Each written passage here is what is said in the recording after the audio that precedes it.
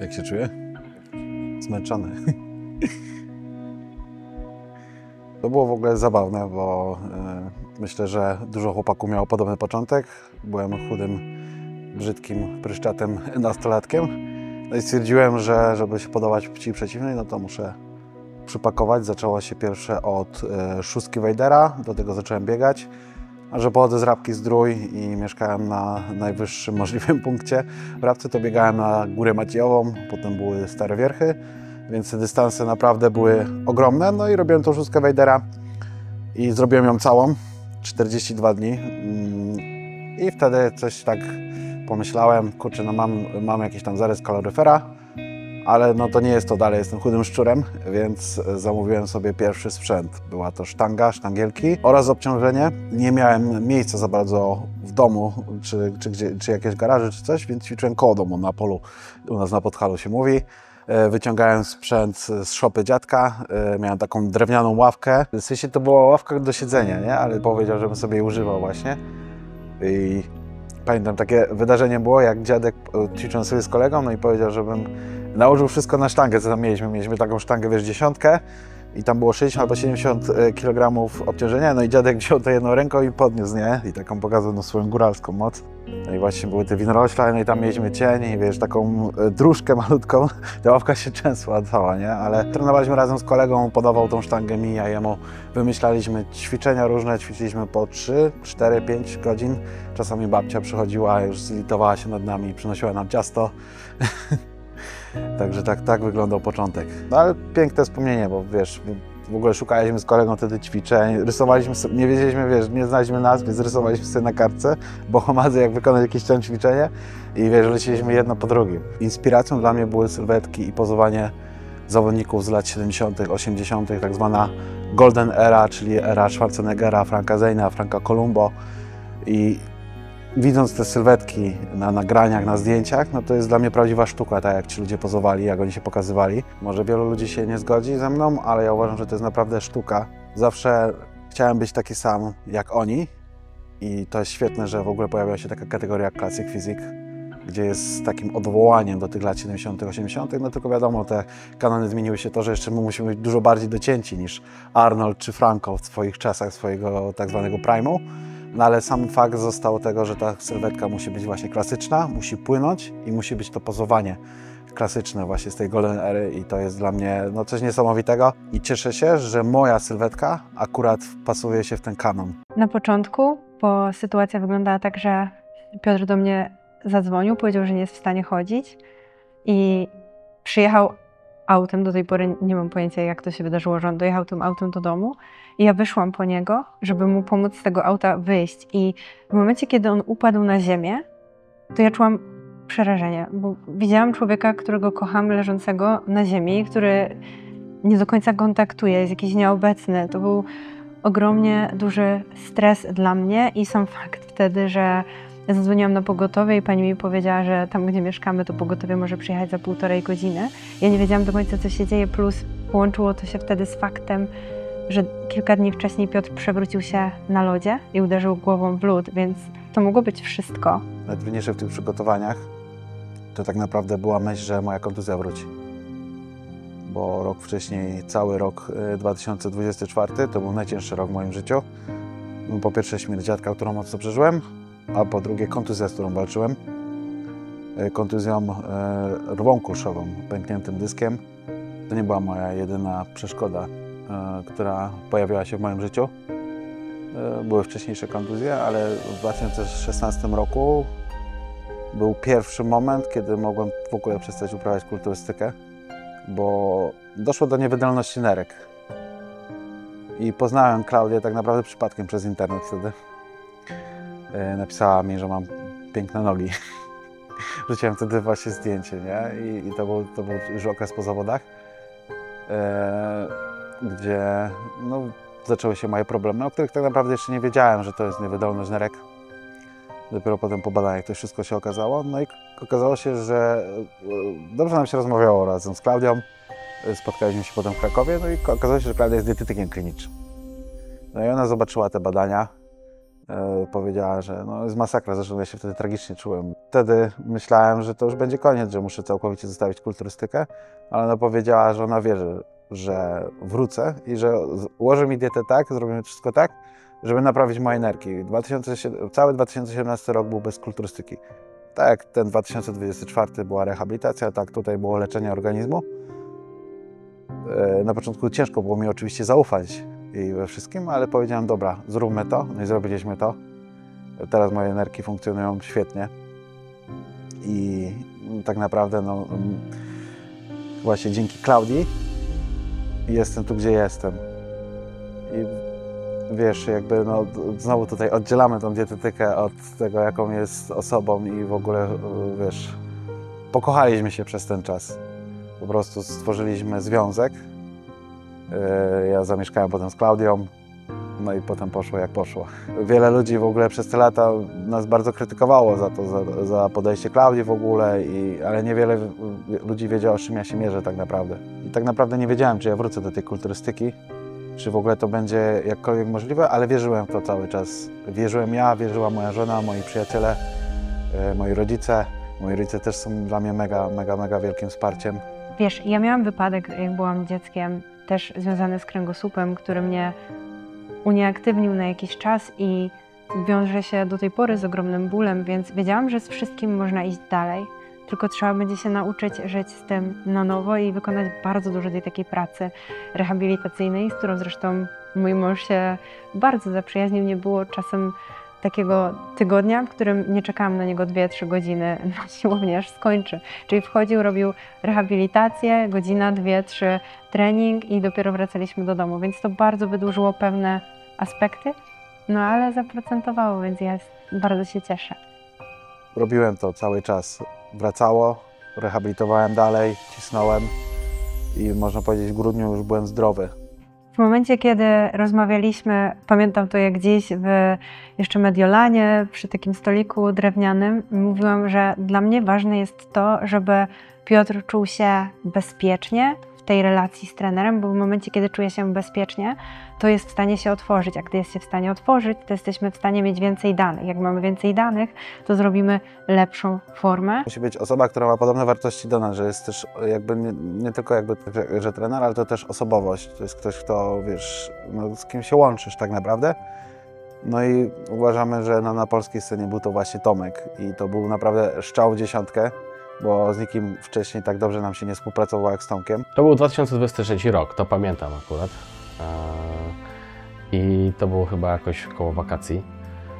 No co mam powiedzieć, wiesz, to jest tak, że ja też w swojej karierze trenerskiej jakby krok po kroku wspinam się po jakichś tam szczebelkach i w momencie, kiedy zgłaszają się do Ciebie tacy zawodnicy, którzy przede wszystkim mają taki potencjał do rozwoju, do zwyciężania, no to jest trochę jak nagroda. To jest trochę jak ktoś Cię docenił za to, co robisz, jakim jesteś człowiekiem, bo powierza Ci poniekąd swoje zdrowie i swoje przyszłe sukcesy. No byłem zajarany na maks, jakby, no tutaj nie ma się co ukrywać i wiedziałem, że możemy stworzyć wielkie rzeczy, tylko tak naprawdę na samym początku nie wiedziałem, czym to się je i jakie tam były problemy do tej pory, że gdzieś tam nie zawsze to wszystko mi wychodziło, nie? Jakby musiałem to poznać wszystko od wewnątrz, a jak już poznałem, to wiedziałem, że zrobimy to, co mamy zrobić. W momencie, kiedy Tomek do nas dołączył, ta jego rzetelność, otwartość i gotowość dosłownie do przebicia się trochę tej takiej skorupy Piotra, ponieważ on posiada coś takiego. I w momencie, kiedy dotarł tam, to my zrobiliśmy wiele rzeczy. Praca z mentalem, praca z głową, praca z pozowaniem, praca z podejściem do żywienia, to wszystko zaczęło wydarzać się lepiej i też relacja z treningiem, ponieważ Piotr zawsze bardzo dużo, bardzo mocno, bardzo konkretnie trenował, a Tomek potrafił powiedzieć w tym obszarze, że odpoczywamy, że odpoczynek jest Twoim największym przyjacielem i to była taka najcenniejsza lekcja dla Piotra, ale ona nie mogłaby się wydarzyć, gdyby Tomek tam nie dotarł. W mojej upartości wcześniej była obsesja taka, która kierowała mnie w złym kierunku, czyli takiej destrukcji. I na przykład to jest cecha Klaudii, która ona to widzi. I tak samo Tomka tak naprawdę. Oni widzą, kiedy ja przesadzam i potrafią powiedzieć, Piotrek, teraz robimy deal. Piotrek robimy refit, odpoczywasz, nie trenujesz przez te parę dni. Ja się ich słucham, wcześniej bym nie był w stanie czegoś takiego zrobić, jak był tym małolatem, x lat temu, tylko bym cisnął. Ja potrafiłem jeść 1800 kalorii, robić 2 godziny cardio i do tego 25 000 kroków w ciągu dnia, bo myślałem, że im bardziej będę, powiem brzydko, zarżnięty, tym lepiej, ale to nie o to chodzi, to trzeba wszystko wypośrodkować. Ja będę zmęczony, ja będę słaby, ale nie będę padający taki, że wiesz, że po prostu no to ciało przestanie w końcu komunikować się ze mną tak naprawdę. Współpraca zaczęła się bardzo dobrze, bo tam ruszyliśmy z masą, a potem wydarzyła się kontuzja. Ale mimo tego Tomek był cały czas i wiesz, to nie było tak, że on powiedział, dobra, to tam wróci z kontuzji, to się odezwie, tylko nawet parę dni pisał: Piotrku, jak się czujesz? Czy potrzebujesz jakiejś rozmowy? Widzieliśmy się też w trakcie tej, gdzieś tam jak byliśmy, moja żona miała akurat te gdzieś wydarzenia w Warszawie, to przyjechaliśmy razem, rozmawialiśmy z Tomkiem. No i on wierzył cały czas. On wierzył w to, że ja wstanę na te nogi i że rozwalimy system, no, co udowodniliśmy. W momencie, kiedy Piotr się zgłosił, to tak naprawdę wtedy głównym celem było zrobienie pierwszego porządnego okresu budowania masy mięśniowej, takiego przemyślanego krok po kroku, aby utrzymać jego apetyt, aby utrzymać jego zdrowie. I finalnie te pierwsze miesiące współpracy naprawdę całkiem nieźle nam to szło. I patrząc na sylwetkę i tu, no to myślę, że Piotr miał wtedy taki bardzo fajny punkt wyjściowy, gdzie faktycznie brakowało, żeby nabudować tych kilku kilogramów, żeby wypełniać ten limit, który wtedy bodajże miał jeszcze 4 kg do limitu, więc jakby tam było co wypełniać. I szło nam to całkiem nieźle, nie? Wiadomo, że te kontuzje, które nadarzyły się po drodze, to była ogromna rewolucja. I tak naprawdę, szczerze, najbardziej utkwiło mi zdjęcie w głowie Piotra, który wyszedł po kontuzji. To było końcem roku 2024. I w momencie, kiedy je zobaczyłem i miałem świadomość, że w 2025 jest plan na start, no to wiesz, to jest taka sylwetka gościa, który widać, że ćwiczył, widać, że ma ogromne predyspozycje, ale no jednak to nie był trening siłowy, nie? Jakby widać, że tam była rehabilitacja, widać, że to ciało się naprawiało. No, na samym początku byłem sam ciekawy, co z tego wyjdzie. Naprawdę to nie było tak, że od razu wiedziałem, że to wszystko, wiesz, pyknie i strzeli, będzie ekstra, no bo jednak w momencie, kiedy ktoś ma prawie rok przerwy, no nie wiesz, jak ta sylwetka zareaguje. Wiesz, że na pewno ciało pamięta wszystko, ale perspektywa startu, który miał być we wrześniu, a zaczynaliśmy gdzieś tam końcem roku, grudzień, styczeń, no to jednak nie jest zbyt dużo czasu. Dlatego też w ogóle te przygotowania zaczęliśmy dużo wcześniej niż planowaliśmy. To była najdłuższa redukcja, jakby popatrząc od początku do końca. Powiedziałem Piotrowi, że zaczynamy specjalnie wcześniej, to było 18 tygodni przed zawodami. Piotr był zaskoczony, że czemu tak wcześnie, przecież to jest masa tygodni i tak dalej. I ja mówię, słuchaj, twój organizm działa tak, a nie inaczej, nie lubi gwałtownych zmian, więc musimy robić bardzo powoli wszystko krok po kroku i przede wszystkim reagować na to, jakie będzie nam dawał symptomy. I dzięki Bogu, że postawiłem na swoim. Czas, który daliśmy sobie dłuższy, to było idealnie, złożyło się z tymi dniami, które wypadły. Oczywiście w międzyczasie no, były różne sytuacje, gdzie musieliśmy troszeczkę pokombinować, chociażby z aktywnością, bo jakby Piotr nie robił typowego cardio. Postawiliśmy na kroki, gdzie wiedziałem, że one mi dają bardzo dużo. No i tak naprawdę potem był strach po prostu o to, żeby to już nie wróciło, bo zmęczenie, głód i te wszystkie inne rzeczy są mi znane od lat. Wiedziałem, że będę się przygotował, to będę zmęczony, będzie gorszy sen, będzie gorsze samopoczucie, będę cholernie głodny, więc na to byłem przygotowany, nie? Już tymi ich latami, a to było nowe. Ten prep uczył nas, jak Piotra prep może wyglądać na nowo i że jednak stały schemat nie sprawdza się u każdego. Czasem to jest tak, że Piotrek mówi, że coś mu mówię, a właśnie Tomek też mu to powiedział. Więc się zgadujemy i łączymy, wiesz, fakty. Bo od początku mówiłem, że Klaudia jest takimi moimi oczami w domu. Nie? To jest osoba, która zna Piotra na wylot i tak naprawdę wszystko, co się u niego dzieje i daje jakiś fizyczny obraz w postaci jakichś skutków, od razu jest przez nią wyłapywane i mamy szybką akcję-reakcję. Wiesz, dla mnie, osoby, która klinicznie nie jest tak mocno doświadczona, no to ciężko teraz mi wyłapać, że nie wiem, załóżmy jakieś zmiany pod oczami, czy zmiany na skórze będą bezpośrednio powodowały, że nerki zaczynają działać gorzej, czy cokolwiek innego się dzieje w organizmie. To wygląda w ten sposób, że ja widzę to od takiej strony kliniczno-dietetycznej, a Tomek ma ogromne doświadczenie trenerskie i pracę z zawodnikami i łączymy to w jedno, ponieważ z Piotrem nie da się pracować na szablonach. To jest cały czas obserwowanie organizmu i takie tworzenie nowej drogi dla niego, która doprowadzi do tego miejsca, do którego idziemy. Ten tercet jednak bardzo dobrze się sprawdza i bardzo dobrze się uzupełnia. To, co na pewno ich cechuje, to i uważam, że to jest bardzo ważne, to to, że każdy z nich wie, jaką rolę odgrywa w przygotowaniach Piotra. Klaudia jest świetnym dietetykiem, Tomek jest świetnym trenerem i darzył się ogromnym zaufaniem.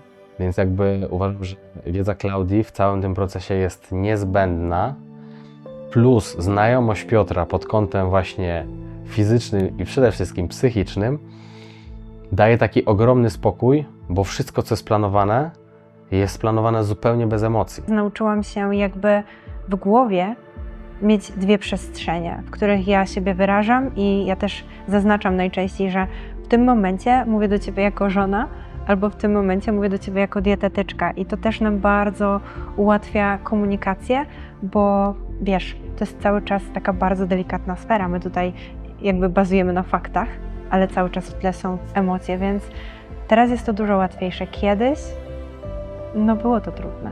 To nie jest tak, że ona z racji tego, że jest jego żoną, jest jego bardzo bliską osobą, to ulega tym emocjom, uczuciom i jakby, wiesz, daje mu fory. Nie. Jakby to jest oddzielone.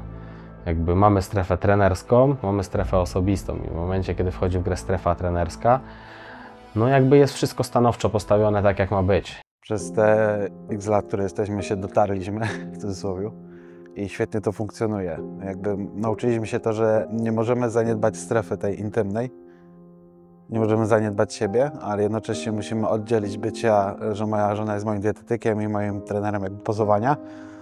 I udało się to w tym roku wykonać, nie? Że wiesz, traktowałem ją, jak ona wypisała mi wytyczne, mówiła, co mam robić, jako osobę jakby nie była moją żoną w tym momencie, tylko właśnie była tą osobą decyzyjną odnośnie właśnie diety i pozowania. No i potem kończyła się ta, powiedzmy, konsultacja, oddzielaliśmy to grubą krechą, no i byliśmy partnerami znowu.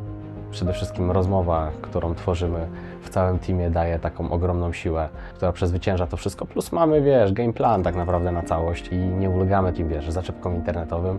Po prostu stawiamy 100% na spokój. Często mamy to samo podejście, nawet dzisiaj dyskutowaliśmy na temat pozowania i mówimy, w tej pozie pośladek mocniej, w tej pozie większa rotacja. W momencie, kiedy był taki punkt kulminacyjny, gdzie Piotr faktycznie czuł się słabo, to tak naprawdę zaczęliśmy zwiększać węglowodany, więc on w tych ostatnich 2 tygodniach nie był zmęczony samą kwestią żywienia, bo tych węgli było sporo, tam powiedzmy 500, 550 i 600, ale na pewno był zmęczony tymi krokami, które trzeba było nadrabiać, nie? No jednak jak nie masz możliwości zrobienia cardio i bazujesz tylko na krokach, no to czasem wychodziło te 20-21 tysięcy kroków i no, jest to męczące i przede wszystkim czasochłonne, nie? Plus na pewno Klaudia nie odpuszczała mu na pozowanie, więc to też jest element, który też go mega męczył. No ale doszliśmy do wniosku, że jeżeli ma paliwo, no to po prostu musi je wykorzystać. Każdy zawodnik w pewnym momencie mówi, że jest ciężko już mu się funkcjonuje, już te procesy myśleniowe są słabe, koncentracja to w ogóle jakby jest totalne dno, często wiesz, zawiechy i odpowiadasz komuś po 2-3 minutach, ale to jest element procesu, jakby tego nie da się przeskoczyć, to trzeba zwalczyć. Głód to mój przyjaciel, tak naprawdę no, każdy zawodnik się z nim mierzy i ten głód oznacza, że idziesz w dobrą stronę. Jeśli nie czujesz głodu na redukcji, to znaczy, że jeszcze nie masz tak niskiego poziomu tkanki tłuszczowego, który pozwalałby Ci wystartować, więc ten głód musisz potraktować jak przyjaciela, on się pojawia i to jest ten taki przyjaciel, który jest trochę wkurzający, bo mówi Ci prawdę. To nie jest ten, który Cię poklepie, nie? Ten cheat meal tak zwany, powiedzmy, że zjadłbyś sobie, mówi kolega, dawaj zjedz sobie coś, będzie ok, tylko ten przyjaciel, który mówi Ci prawdę, więc ten głód jest tą prawdą. Uważam, że tak trzeba do tego podejść. Tutaj tak naprawdę wychodzi ten mental zawodnika, bo to jest tak naprawdę ta najcięższa część w kulturystyce, gdzie ciało odmawia posłuszeństwa, a głowa musi prowadzić proces. Nasza komunikacja zawsze była jasna, ja Piotrowi tłumaczyłem, sam startowałem, więc jakby ja dokładnie wiem, jak to jest i ja mu cały czas tłumaczyłem, żeby po prostu temu nie ulegał, nie? Jeżeli ciało mówi nie, to ty i tak głową starasz się to przezwyciężyć, nie? Ciało mówi nie ruszaj się, to idziesz na spacer. Ciało mówi nie mam siły, to posprzątaj w mieszkaniu. Rób coś, co będzie odciągało myśli i to ciało będzie cały czas w ruchu. Coś, co pozwoli Ci cały czas jakby dążyć do tego celu, nie?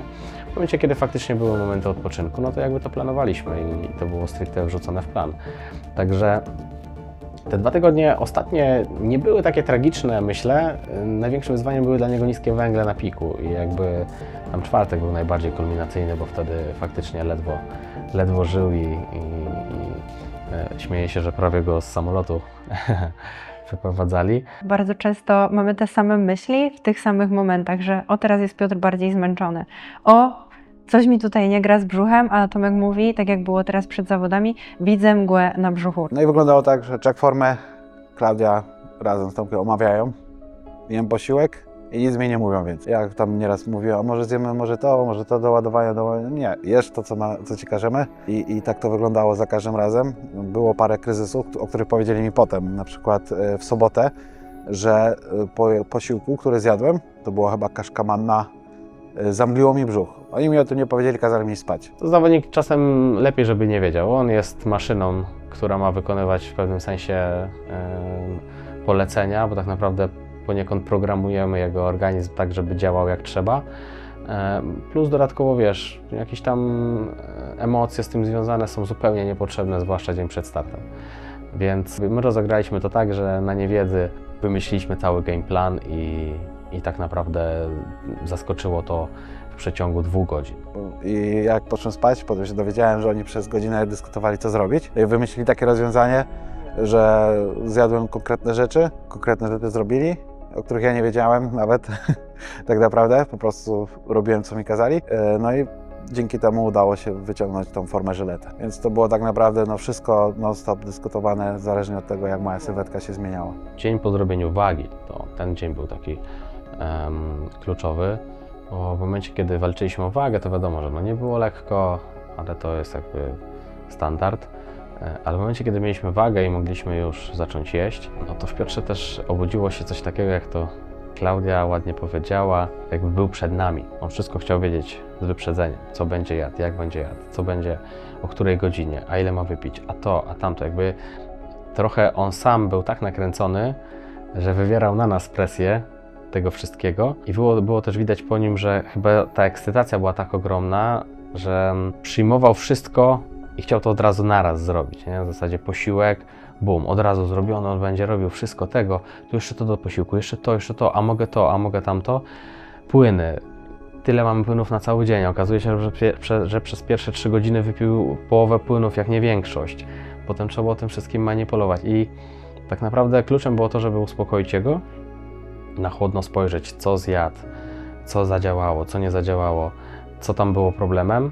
No i potem wprowadzenie takich prostych zabiegów żywieniowych, które odciążyły po prostu jego układ trawienny. I tak naprawdę to było kluczowe. W momencie, kiedy to odciążyliśmy, to forma w przeciągu 2-3 godzin się zmieniła diametralnie. No i potem już sobie trzymaliśmy taki, wiesz, taki basicowy schemat tego wszystkiego, który mieliśmy wcześniej zaplanowany. Kiedy zawodnik ci mówi, że coś go boli, no to zawsze jesteś trochę przestraszony, że jednak może jutro nie wyjść. Tym bardziej biorąc pod uwagę te wszystkie jego poprzednie historie związane z kontuzjami, no było to ciężkie, tak? I emocjonalnie dla nas i pewnie dla niego, więc w momencie, kiedy pojawia się nagle taki sygnał, że kurczę, znowu coś się dzieje, no wprowadza w tobie taką, wiesz, nutkę niepewności, czy to faktycznie jutro zadziała. Plus był taki, że Piotr mógł pozować. I myślę, że też poniekąd trochę ukrył przed nami ten ból, bo powiedział nam po starcie, że nie mówił, jak bardzo go to bolało, żeby nas nie martwić. Z czego też jestem ogromnie dumny, bo jakby on, wiesz, on sam tą walkę musiał stoczyć. My nie byliśmy w stanie mu tam pomóc. Mogliśmy szukać jakiegoś tam masażysty i tak dalej, ale to było już po brązowieniu. Tak naprawdę nie wiadomo, do kogo pójdziesz, do kogo trafisz, co się wydarzy. W momencie, kiedy on faktycznie mógł pozować, przyjmować wszystkie pozy, gdzieś tam może delikatnie te rotacje były zaburzone, ale nie jakoś drastycznie, no to doszliśmy do wniosku, że po prostu da radę, nie? I w sumie jakby dobrze się stało, bo był to kolejny jakiś taki demon w jego głowie, którego zwalczył. Jak się poczułam, jak Piotrek wyszedł na scenę, czułam taki bardzo przeszywający mnie spokój, że widzę, że to jest miejsce, w którym on chce być i patrzę na niego i robi to na mnie ogromne wrażenie i widzę tą radość w nim, Czułam szczęście, że wreszcie robi to, co kocha, bo wiele razy to stawało pod znakiem zapytania i czułam też z niego dumę, że to jest, wiesz, taka wisienka na torcie, który składał się z wielu warstw przez całe te przygotowania i że on robi to.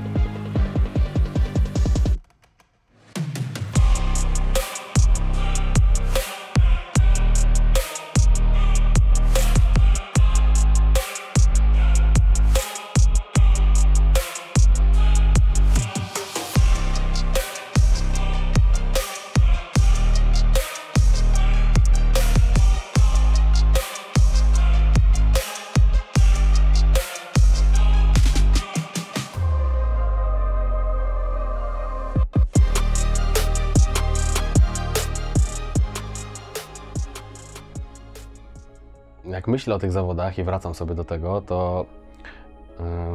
to jest coś niesamowitego, bo Piotrek tak naprawdę w momencie, kiedy wyszedł na scenę, on tak naprawdę skradł całe show. I przyznam się, że nigdy tego nie przeżyłem i nawet gdy to mówię, to czuję, że zaczynam mieć ciarki, bo to jest trochę tak, jakbyś rozpalił wielki ogień nagle we wszystkich ludziach, którzy są na hali. Było to coś niesamowitego, to były 3 kroki, 2 pozycje i nagle wszyscy zaczęli skandować, wszyscy zaczęli bić brawo. Ciekawy jestem, jak to wyglądało jakby ze strony Piotra. Ja Ci powiem ze strony trenerskiej, że jakby ja czułem, że to jest ten dzień. Czułem, że po tym wyjściu indywidualnym Piotr tak naprawdę otworzył sobie ogromną przepustkę do tego, żeby zwyciężyć tego dnia. No bo jednak publiczność to zawsze jest dodatkowy sędzia. A Classic Physique i ogólnie układy indywidualne czy prejudgingi to jest wszystko robione dla publiczności, więc zrobił to wyśmienicie.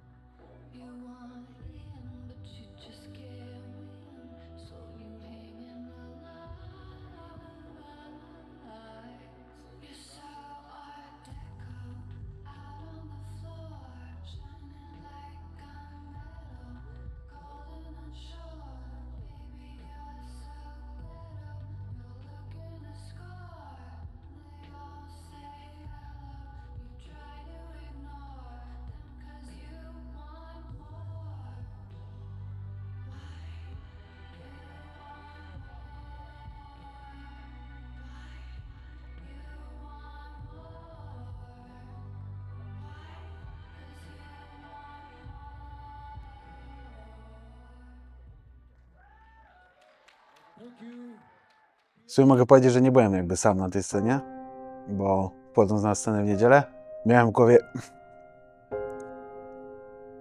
w głowie mojego zmarłego dziadka, który zmarł w tamtym roku.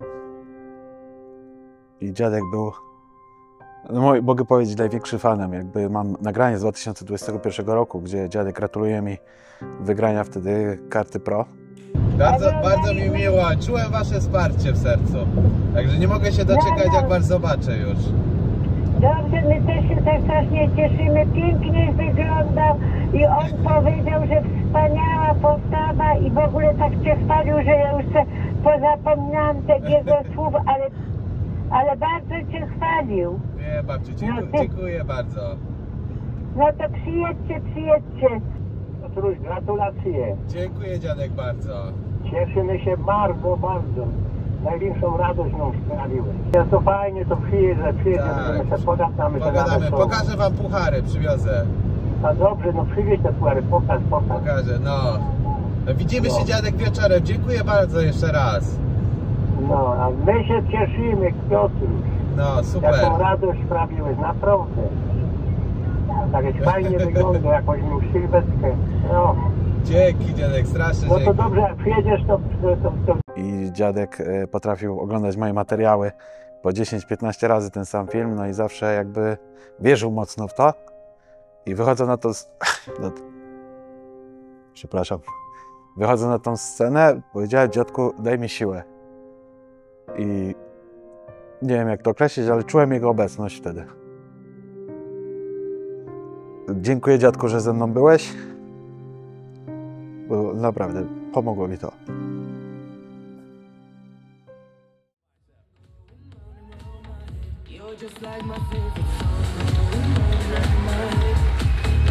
Thank you.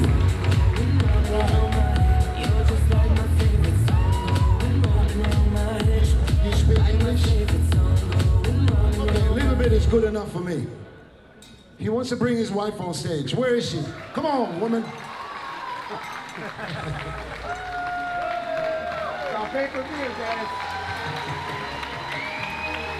There you go. Love is in the air. Okay, listen. We're in public. Okay. How do I say your name? Is it Piotr? Piotr. Piotr Vitovich. Piotr. Listen. You're going to the Olympia. Okay, are you ready? Are you ready to compete with Mike Sommerfeld, Ramon Dino, Terrence Ruffin, Logan Franklin? Are you ready? Is he ready? Say that again. He's fucking ready. Well, sounds good to me. Well, congratulations. Good luck. We'll see you in Las Vegas in 4 weeks. Wyczytali, że wygrywa, to krzyczałam. Jakby to już nie było do powstrzymania. To razem z Tomkiem tańczyliśmy na backstage'u, cieszyliśmy się strasznie, bo to był nasz ogromny, wspólny w trójkę sukces. Dowiezienie tej formy, dowiezienie tego samopoczucia i to, że on tam był, to było też takie bardzo personalne, ponieważ no ja nie tylko jestem dietetyczką, która zajmuje się jego żywieniem, ale też jego żoną i czułam, że to jest dla mnie ważne, żeby mój mąż w życiu był spełniony. Co trochę żałuję, że nie było osoby, która mogła nagrać moją reakcję, bo pewnie z boku wyglądało to zupełnie inaczej. Mi się wydaje, że miałem bardzo, te emocje stonowane. Oczywiście wiadomo, że krzyczałem, biłem brawo, ale miałem wrażenie, że ten powrót emocjonalny był bardzo szybki, a finalnie myślę, że zupełnie było inaczej, nie? Bo jak przyszliśmy do Piotrka w momencie, kiedy schodził ze sceny, no to nie da się tego opisać słowami, jakie to były emocje. Jako trener czuję się ogromnie usatysfakcjonowany, spełniony, ale też czuję, że ciąży na mnie poniekąd trochę taka odpowiedzialność, bo wchodzimy w świat Olimpii, czyli w świat najlepszych zawodników, najlepszych zawodów na świecie, gdzie trochę nie ma czasu na pomyłki, na błędy. I mimo tego, że wiem, że będziemy debiutantami, to jakby i tak odczuwam jakąś taką delikatną, presję. Ale patrząc po tym starcie, jakby wiem, że tą presję możemy przerodzić w ogromny sukces. Pierwsze to była ekscytacja, euforia. Zresztą to widać na nagraniu, kiedy moja żona weszła na scenę i była eksplozja tej radości, że zrobiłem to, po co przyjechałem tak naprawdę. Bo wszystkie osoby, które były ze mną, wierzyły w to, że ja to zrobię. Ja też w to uwierzyłem. A potem jakby wyprułem, tak dużo mnie to emocji kosztowało na tej scenie, że byłem totalnie wypruty zaraz po zejściu ze sceny z nich i do końca jakby wieczoru, do dnia jutrzejszego nie czułem nic, kompletnie nic. Dopiero potem, jak już jakoś zaprzyjaźniłem się z tą myślą, to doszło do mnie, co ja zrobiłem w ogóle w tą niedzielę.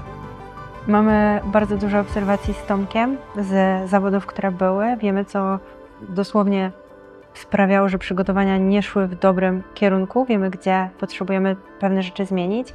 Z pewnością też zupełnie inne będzie podejście teraz do żywienia. Będziemy mieć kilka zmian w kontekście tych najbliższych 3 tygodni do zawodów i chcemy jeszcze bardziej tą sylwetkę dociąć, ale też żeby była taka, wiesz, nabita.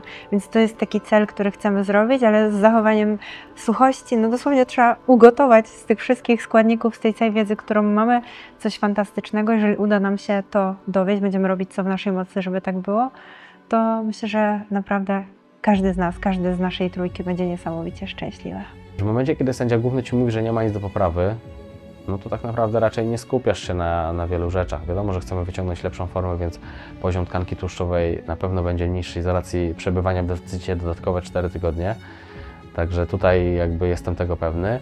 2, teraz najważniejsze, żeby go po prostu nie zajechać. On ma na tyle delikatny organizm, że każde zbyt mocne manipulacje będą odbijały się w drugą stronę.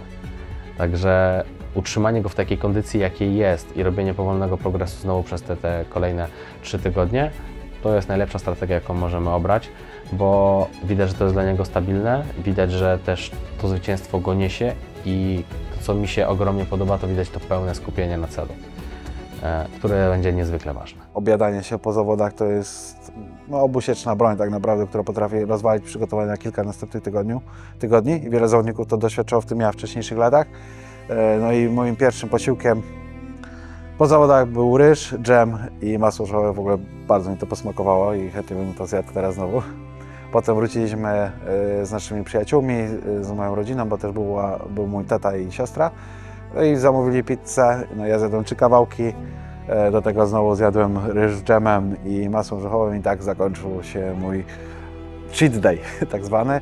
No i na drugi dzień tak naprawdę już wróciliśmy do diety. Mam wrażenie takie, jakby nasze życie ktoś dosłownie tak przyspieszył. Wszystko dzieje się bardzo szybko, bo już dosłownie za moment lecimy do Stanów. Wsiedliśmy do samolotu. Samolot kilometr nad ziemią wpadł w turbulencję. Klania w ogóle ustała wtedy, ale siedział też obok nas mój przyjaciel Mariusz i z tyłu ludzie zaczęli krzyczeć, nie? Mariusz zaczął podlecieć po czole, ja sobie myślę, ja pierdziel. I ten samolot tak przy tych turbulencjach skręcił w lewą stronę, tak wiesz, obrócił się. I sobie myślę, co za plot twist. Wygrałem kartę pro, wygrałem kwalifikacje, miałem spełnić za 4 tygodnie moje marzenia, a tu zaraz zginę, nie? Ale na szczęście potem, jak już wszystko wróciło do normy, no i jak widać, jestem cały i zdrowy. Myślę, że Piotrek z 2023 roku nie był gotowy na Olimpię pod kątem mentalnym. Myślę, że ta kontuzja dała mu czas na zbudowanie siebie od nowa. I to jest coś, co jest ogromnie ważne w tym sporcie. On zbudował tak naprawdę taką wewnętrzną siłę, pozbył się wszystkich jakichś takich czarnych myśli, nie wiem, ciężko to nazwać traumami, ale no myślę, że też takich nieprzyjemnych sytuacji. I w momencie, kiedy to przepracował i wszedł w ten nowy etap teraz z czystą głową, widać było, że on poniekąd cieszył się tym, tak jakby to robił kiedyś na samym początku. I myślę, że dlatego to wszystko też tak kliknęło. On zbudował w sobie ten fundament mentalny, który przełożył się na progres fizyczny. Nie cofnąłbym czasu. Nie cofnąłbym czasu, żeby coś zmienić, więc uważam, że wszystko, co się wydarzyło się po coś. Wydarzyło się po to, żeby zbudować mnie takim, jakim jestem człowiekiem teraz. Uważam, że jakbym odniósł gdzieś to, moja kariera potoczyła się inaczej, nie miałbym tych problemów wszystkich zdrowotnych, no to jakbym odniósł ten sukces w młodym wieku, to mogłoby mnie na przykład odwalić. A teraz byłem gotowy na ten sukces, przyjąłem go właśnie ze spokojem i wiem, że wszystko, co wydarzy się dalej, przyjmę dalej z tym spokojem i będę mógł naprawdę być prawdziwym sportowcem, takim jak są moi idole, a moim idolem, największymi moimi idolami nie są stricte kulturyści, jeśli chodzi o taki wzór właśnie człowieka, ale na przykład Adam Małysz lub Kamil Stoch, którzy no, zawsze ten sukces byli tymi sportowcami i ludźmi w tym wszystkim. Byli skromni, odnosili ogromne sukcesy, ale dalej zostawali ludźmi i to jest dla mnie coś mega inspirującego i też chciałbym być takim sportowcem. Zawodnikiem bardzo rzetelnym, bardzo skupionym, ambitnym, ale też bym powiedziała, że takim wyjątkowym, bo gen, który posiada, jest naprawdę bardzo rzadki i jest też zadedykowany. To jest dobre słowo, które go określa w kontekście zawodnika. Wie, czego chce i po to idzie, ale zawsze z takim marginesem na to, że rodzina, że ja też jestem ważna i że wiesz, potrafi to połączyć jako zawodnik. Bo pracowałam z różnymi sportowcami i często sportowcy są totalnie zafiksowani na punkcie tego, co robią i brakuje im tylko takiego balansu, a Piotr świetnie to robi i to od razu przychodzi do tego, jakim jest człowiekiem, bardzo rodzinnym, bardzo takim pomocnym. Do Piotra, kiedy zadzwoni przyjaciel o 2 w nocy, to on pojedzie, bo to jest właśnie Piotrek. Albo Piotrek jest też taką osobą, która widzi więcej często, zwłaszcza w moim kontekście, bo ja często mam tak, że wiesz, przybieram taką maskę. Przez lata różnych wyzwań, takie, które miałam w życiu prywatnym, ona się wytworzyła i Piotr zawsze widzi od razu, że okej, co jest, porozmawiajmy. I to jest też super, że jako człowiek on nie zostawia tematów na później, tylko my zawsze jak się coś wydarzy, jak chcemy o czymś porozmawiać, to załatwiamy to tu i teraz. I myślę, że dzięki temu ta nasza relacja taka też jest po zdrowa. Wiesz co, Piotrkowi i Klaudii chyba życzyłbym, żeby się nie zmieniali i żeby utrzymywali taką relację, jaką mają, bo jest trudne, ale też niezwykle piękne, patrząc na to z boku, bo to, jakim wsparciem się obdarzają, to jak są mocno i głęboko w tym całym procesie razem, to jest coś, co wymaga ogromnej pochwały. Jest to po prostu coś niesamowitego. Oczywiście życzę im ogromnych sukcesów, bo jakby zasługują na to, nie? Są super ludźmi, bardzo dobrze się w ogóle z nimi spędza czas i mimo tego, że prywatnie nie poznałem ich jakoś bardzo mocno, to te kilka dni razem jakby pokazało mi, że nadajemy na podobnych falach i myślę, że na pewno zajdą daleko. Wiedzieliśmy, że to wszystko, co się wydarzyło, jakby nawet ta niewydolność nerek, to jest coś, z czego mogę wyjść i dalej w jakiś bezpieczny sposób dojść do tego, innym sposobem niż robią to inni, ale dojść do tego w zdrowiu, nie rozwalić się bardziej, ale jeśli byłoby coś, co zagrażałoby mojemu życiu, to bym zrezygnował, bo kulturystyka to jest część życia. To nie jest tak, że ona klapki na oczach jest tylko kulturystyka, nic więcej, bo dla mnie najważniejsza jest rodzina i moi przyjaciele i dla nich chciałbym żyć i być zdrowy, bo wiem, że mnie kochają, a ja kocham ich i strata, w sensie, wiesz, byłaby czymś, co by ich złamało, więc mam dla kogo żyć i w momencie, kiedy byłoby tak, że nie mogę tego robić, to po prostu bym to zrezygnował z tego, bo mam inne odnogi. Jak właśnie rodzina, przyjaciele, moja praca, życie, bo mimo tego, że w 2024 roku było ciężko, bo nie miałem tej właśnie kulturystyki, to miałem te wszystkie inne rzeczy, właśnie ich. Miałem swoją pracę, miałem co robić, więc to nie byłoby problemem dla mnie. Oczywiście to było cholernie ciężkie, bo ja kocham kulturystykę, zakochałem się w niej, jak miałem 15 lat. I od tego czasu marzyłem, jak po prostu, wiesz, wiadomo, zacząłem trenować, żeby podobać się dziewczynom, ale od razu zakochałem się w tej samej kulturystyce, od razu zakochałem się w tym, że mogę być tym kulturystą, że chcę to robić. I byłoby to cholernie ciężko z tego zrezygnować, ale byłbym w stanie to zrobić po to, żeby żyć z ludźmi, których kocham. Może to brzmi jak banał, ale żeby się nie poddawali, bo wiele osób na ich drodze będzie ich zniechęcało. Wiele kłód będzie rzuconych pod nogi. Wiele przeszkód, wiele różnych wydarzeń, które się wydarzy po drodze, bo to nigdy nie jest liniowo tak, że mamy wyobrażenie w głowie, że będzie szło cały czas do góry, ale to będzie tak, wchodzimy na górkę, spadamy, wchodzimy na górkę trochę wyżej, znowu spadamy, wchodzimy jeszcze wyżej i znowu spadamy, ale kwestia jest to, czy my wyjdziemy z tego dołka i wyjdziemy jeszcze wyżej. Więc jeśli nie ma żadnych przeciwności, takich jak właśnie z tych mocniejszych zdrowotnych, no to uważam, że nie można się poddać, bo tylko ten promil ludzi, który się nie poddaje, który jest w stanie poświęcić to, wejść w tą taką obsesję, jest w stanie zajść na ten sam szczyt.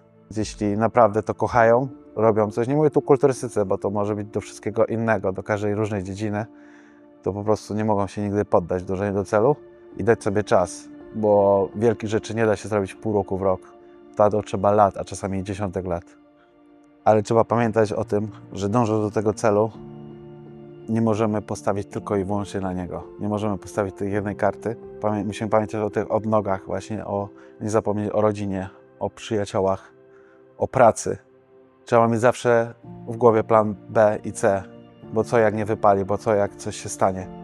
Jak nie będziemy mieli innej odnogi, to może się to skończyć tragicznie, więc dążymy do tego celu, ale nie możemy zapomnieć o innych wszystkich rzeczach, bo nie będziemy szczęśliwi, nawet jeśli dojdziemy tam, kosztem innych ludzi, kosztem rodziny, kosztem wszystkiego innego, to nie będziemy szczęśliwi z tego, że to osiągnęliśmy, bo z kim będziemy to szczęście dzielić wtedy. Chciałbym tam mieć radość z tego, co robię. I to szczęście, że znowu jestem uczestnikiem tej gry, bo rok temu nie było wiadomo, czy w ogóle wrócę do kulturystyki. I chciałem wnieść, pokazać to, że cieszę się naprawdę z tego, że tam jestem, że zrobiliśmy wszystko, co można było zrobić. Wiadomo, żeby zrobić tą jak najlepszą formę i zaprezentować się z jak najlepszej strony, zaprezentować nasz kraj, no bo tak naprawdę reprezentuje Polskę na tych największych zawodach na świecie. Żeby cały czas powtarzał sobie, że jest gotowy i żeby zawsze pamiętał o tym, że życie nie ma limitu i że to, że inni coś robią, to znaczy, że dla niego to też jest możliwe. He's fucking ready.